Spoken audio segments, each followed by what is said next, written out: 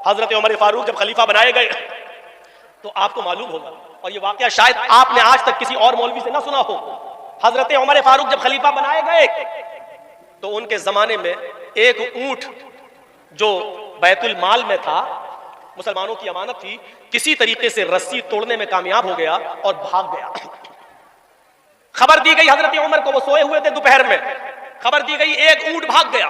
ओफो, यहां विजय माल्या भाग जाता है, ललित मोदी भाग जाता है, चौकीदार के नाक के नीचे से भाग जाता है। हजरत उमर फारूक को खबर दी गई एक ऊंट बैतुल माल से गायब हो गया, भाग गया है। हजरत उमर को पता चला कि एक ऊंट, या अल्लाह, मैं कयामत के दिन अल्लाह को क्या जवाब दूंगा, मैं अमीरुल मोमिनीन हूं। उठे और चप्पल भी नहीं पहनी उन्होंने, नंगे पैर भागे। अरब का रेगिस्तानी इलाका, ऊंट तलाश कर रहे हैं, पैरों में चप्पल नहीं है, जमीन गर्म है।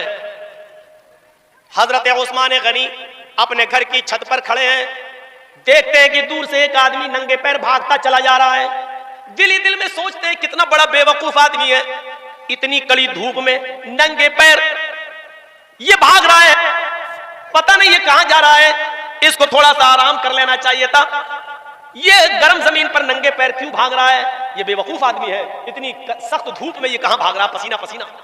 जब हजरत उमर करीब से गुजरे तो उस्मान गनी पहचान गए कि ये तो हजरत उमर है। कहने लगे, अमीरुल मोमिनीन, इतनी कड़ी धूप में आप कहां भाग रहे हैं, कहां जा रहे हैं?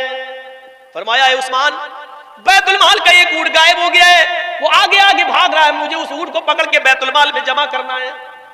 अगर आज वो गायब हो गया तो कयामत के दिन मैं अल्लाह को क्या जवाब दूंगा? हजरत उस्मान ने कहा, इधर आओ, हमारे घर में हमारे बहुत से नौकर हैं, बहुत से गुलाम हैं, मैं इनको भेज देता हूं, ये ऊंट पकड़कर आपके बैतुल माल में जमा कर देंगे, आप आइए और पानी पीजिए, नंगे पैर हैं आप।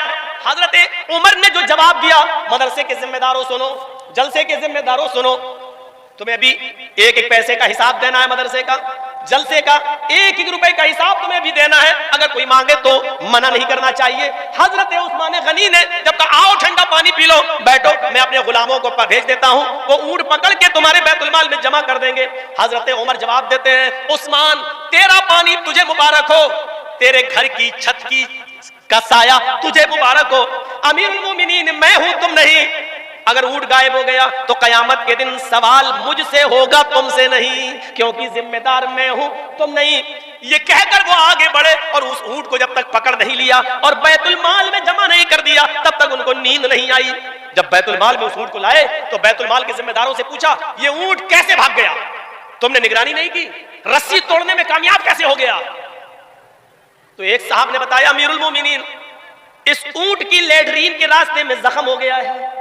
दुम उठाया, देखा तो उसमें घाव है, जख्म है, और उसकी लैट्रीन के रास्ते से ब्लड निकल रहा था।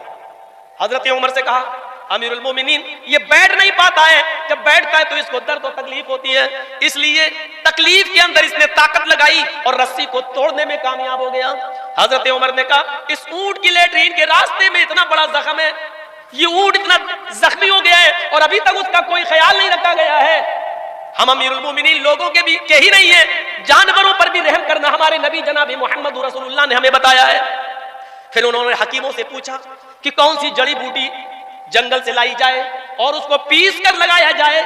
हकीमों ने बताया, हजरत उमर अकेले जंगल में जाते हैं, उस जड़ी बूटी को, उस पत्ते को तोड़ के लाते हैं, फिर अपने हाथों से पीसते हैं, उसका मरहम बनाते हैं, फिर अपने हाथ से ऊंट की दुम उठाते हैं और उस दुम लैट्रीन के जख्म के रास्ते पर अपने हाथ से उस जख्म को पर मरहम लगाते हैं, वो जड़ी बूटी लगाते हैं, कहते हैं, अल्लाह, मेरा जो काम था वो मैंने कर लिया, शिफा देना तेरा काम है, अय अल्लाह, मैं अपनी जिम्मेदारी से आजाद हो गया, अय अल्लाह, अब इसको शिफा देना ना देना ये तेरा काम है, जानवरों पर रहम करना ये मेरी जिम्मेदारी है, मैंने अपनी जिम्मेदारी निभा ली है, जो हो सकता है वो मैंने किया है, अय अल्लाह, इस ऊंट को जल्दी से शिफा दे दे।